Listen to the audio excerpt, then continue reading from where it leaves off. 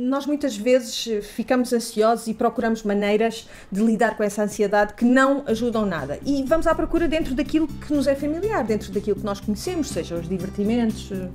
Muita gente no início da pandemia, pela primeira vez, teve Netflix no computador e assistiu assim a 2, 3 semanas seguidas de vídeos e de filmes, até que percebeu, não é aqui que está a solução para a ansiedade que eu sinto com todo este problema que estávamos todos a passar, não é? A passagem mais mencionada sobre a ansiedade é esta aqui, é Filipenses 4:6. Não andeis ansiosos. Pessoalmente é um versículo que eu ouço toda a minha vida, todas as vezes que eu estou ansiosa é o versículo que ressalta a minha cabeça e que não é fácil de praticar. Mas hoje nós queremos cavar um bocadinho, ver o que é que isto quer dizer e qual é a diferença que isto traz à nossa ansiedade.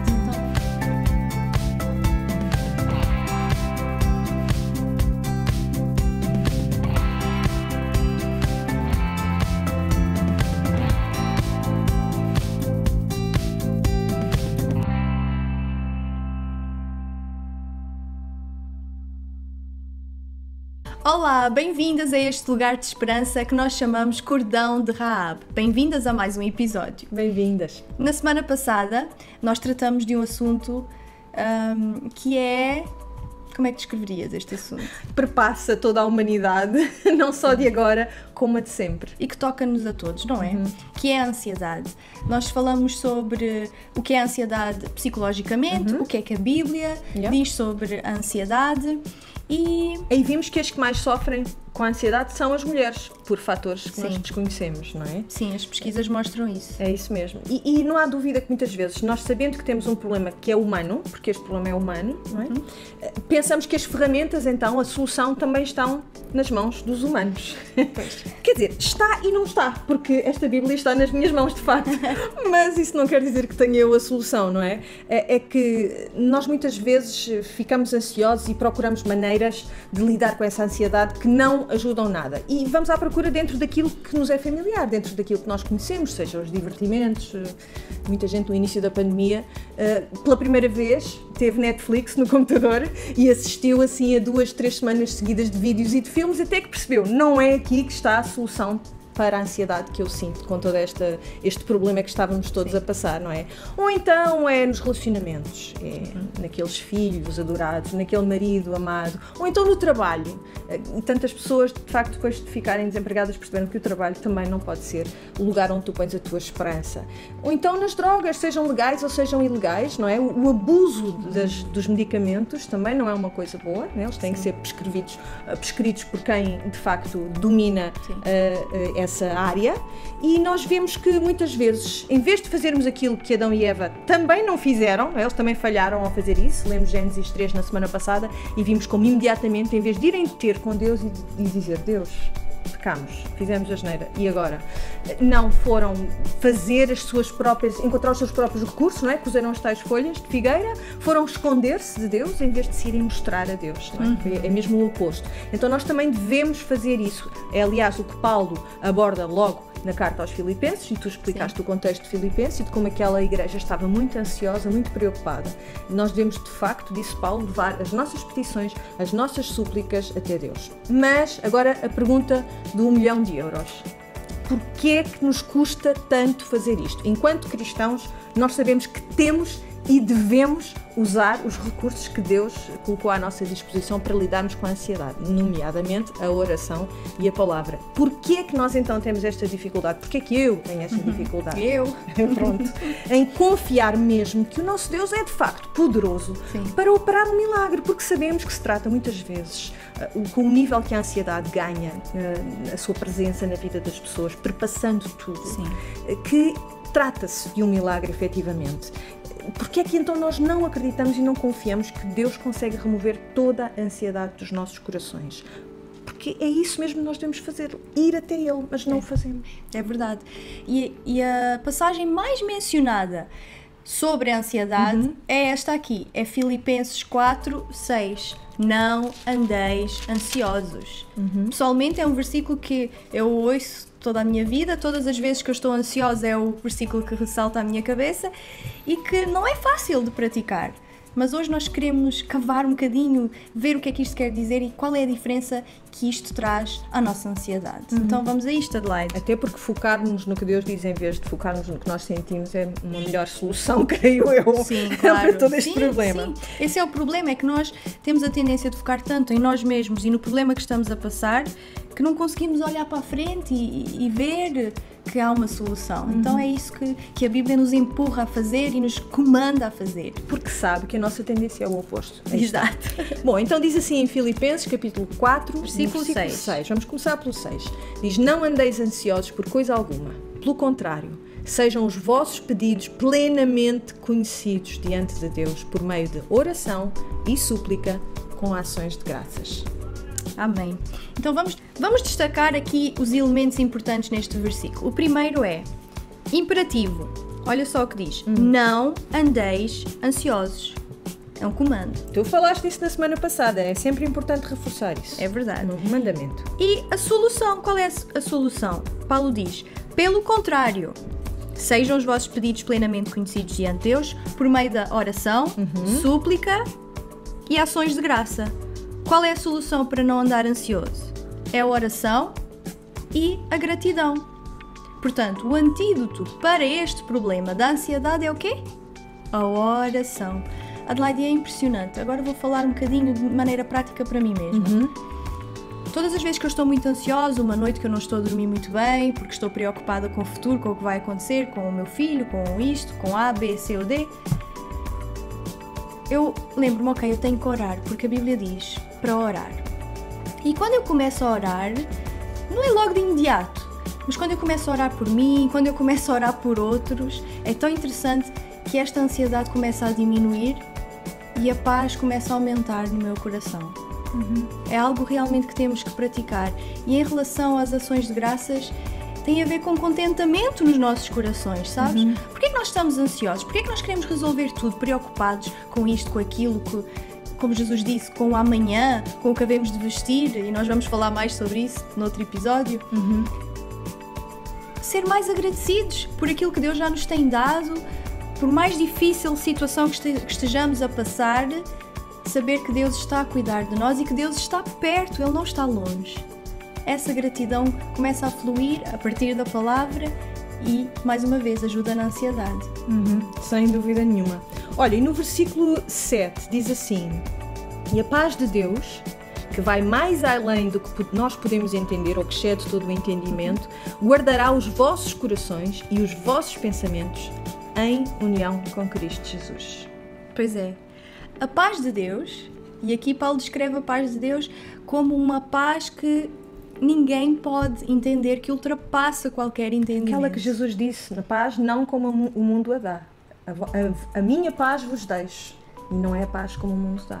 Não é aquela paz de vá, não está a acontecer nada. Vá, é uma pasmaceira, vá, está tudo igual. Não, é uma paz sobrenatural. Sim, e não é uma paz limitada a um tempo, a um espaço.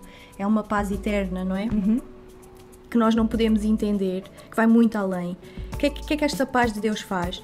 Vai guardar os nossos corações e os nossos pensamentos em Cristo.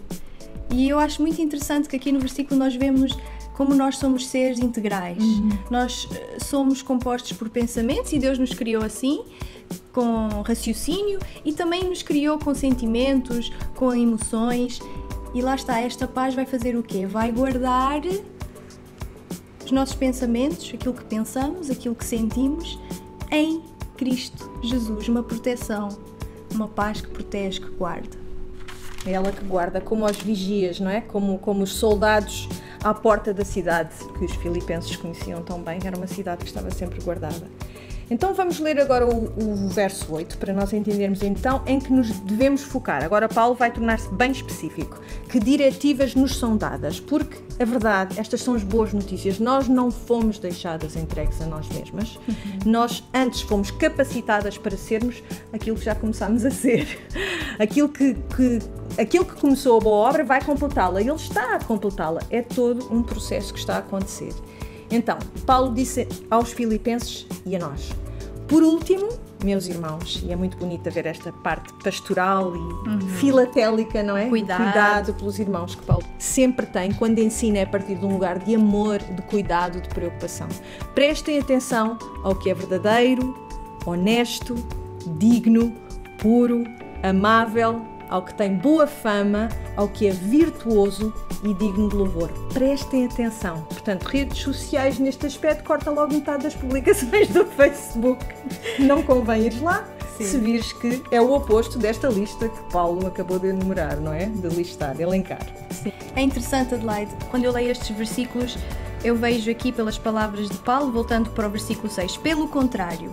Portanto, ele exige aqui uma troca de pensamentos, sim, uma troca de emoções, porque às vezes os nossos pensamentos e as nossas emoções, elas entram em conflito, e isso não é bom, porque às vezes as emoções falam mais alto, nós sabemos o que devemos fazer com o nosso raciocínio, mas as nossas emoções tomam conta e seguimos o tal do nosso coração que nos leva para os maus caminhos. Então, Paulo diz assim, vocês precisam de pensar nisto. E aqui nós encontramos no versículo 8 muitos adjetivos, não é? Vamos voltar a ver estes objetivos. Uma lista. Verdadeiro, honesto, digno, puro, amável, tudo que tem boa fama, tudo que é virtuoso e digno de louvor. Temos que pensar nestas coisas. E que coisas são estas? Onde é que vamos buscar estas coisas? Porque esta descrição nada mais é que a descrição da própria palavra de Deus. Só a palavra de Deus é boa, é honesta, é pura, é amável, é virtuosa e é digna de louvor. E quando eu penso que a palavra de Deus é isto, eu diretamente penso também no verbo que se fez carne, claro. Jesus. Claro. Jesus cumpriu isto perfeitamente. E apesar de Jesus nunca ter passado por ansiedade, porque ele foi perfeito, a ansiedade vem com a nossa imperfeição, ele não está distante ao nosso sofrimento, ele não está distante à nossa ansiedade. Deus, através do seu Filho Jesus, sabe o que sentimos, sabe o que sofremos e por isso é Ele que nos guarda, é nele que estão os nossos pensamentos, é nele que devemos colocar todas as nossas afeições e aí sim esta paz vai tomar conta e a ansiedade vai diminuindo. Olha, e depois aqui o verso 9 fala de algo que é muito interessante e muito importante para nós. Eu vou ler já antes de dizer o que é. Diz assim, Paulo, diz o seguinte: ponham em prática o que aprenderam de mim, o que me ouviram e viram fazer, e estará convosco o Deus da paz. Paz de Deus, Deus da paz. Stella, é muito importante e interessante esta ideia. Para já, uma ideia que se repete, não é? De outras cartas, de sermos imitadores de Paulo, não é?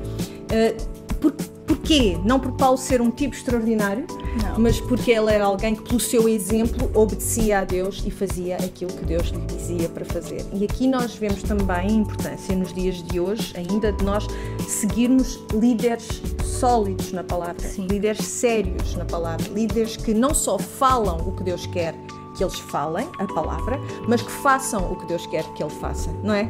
Sim. Esta ênfase é importante. Sim, é muito importante. Lá está.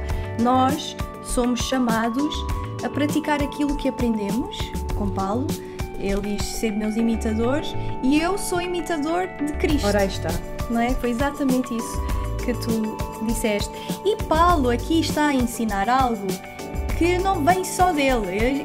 As palavras de Paulo são um eco daquilo que Jesus falou no Sermão do Monte, lá em Mateus 6, dos versículos 25 a 34, e eu quero vos encorajar e desafiar a fazer esta leitura na vossa meditação ou quando estiverem a ler a palavra. Mateus 6, 25 a 34, em que Jesus diz para nós não andarmos ansiosos por coisa alguma e não nos preocuparmos com o amanhã.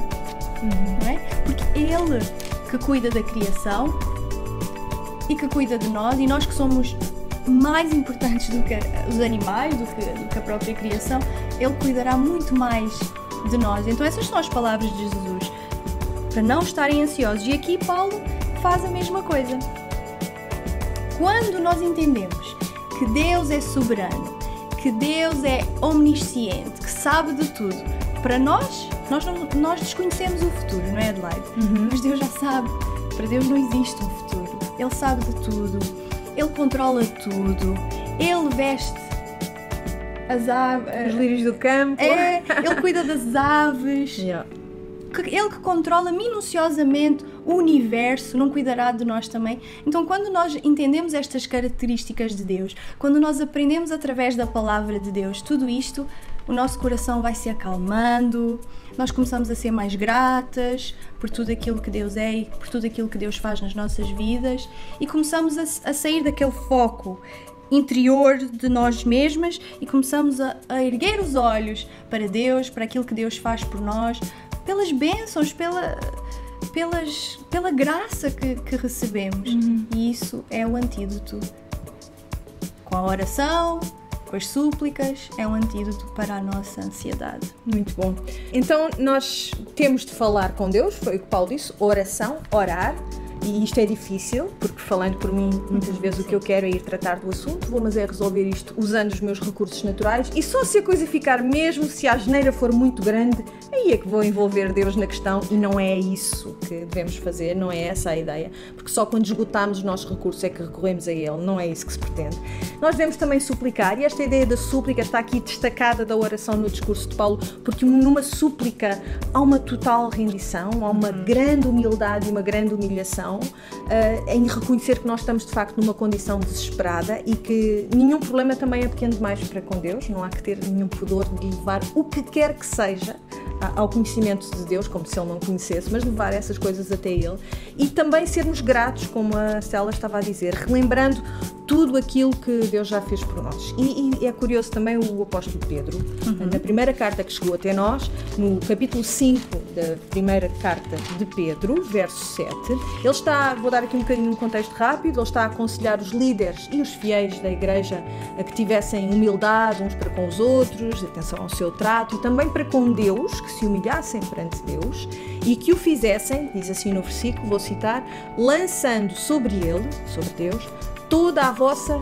ansiedade, pois Ele tem cuidado de vós. E esta chamada de atenção de Pedro é muito importante. Pedro chega a dizer nesta carta que Deus resiste aos orgulhosos, aos soberbos, e que concede graça aos humildes. Mais uma vez, isto não é uma mera sugestão, a de Pedro, é uma diretiva, é um aviso muito, muito sério.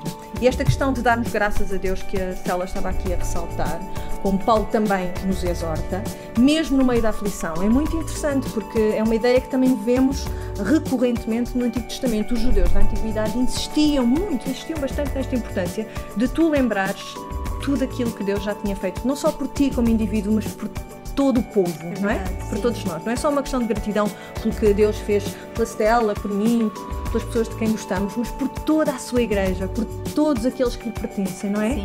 Então a nossa história universal também é muito importante. Reconhecemos a bondade de Deus e tudo o que Ele fez já por nós, e não deixar que nem os nossos filhos, nem os nossos netos se esquecessem desses feitos incríveis que Deus já conta em toda a história humana. Sim. É uma troca de pensamentos, é uma renovação da nossa mente, é redirecionar o nosso foco, as nossas afeições, não é? E a nossa mente, os nossos pensamentos. E é interessante que os judeus tinham essa noção, não é? De ser lembrados de que Deus nunca nos abandona. E logo no primeiro livro, em Mateus 6, do Novo Testamento, não é? Primeiro livro do Novo Testamento, Jesus disse: venham a mim todos os que estáis cansados e oprimidos, e eu vos aliviarei.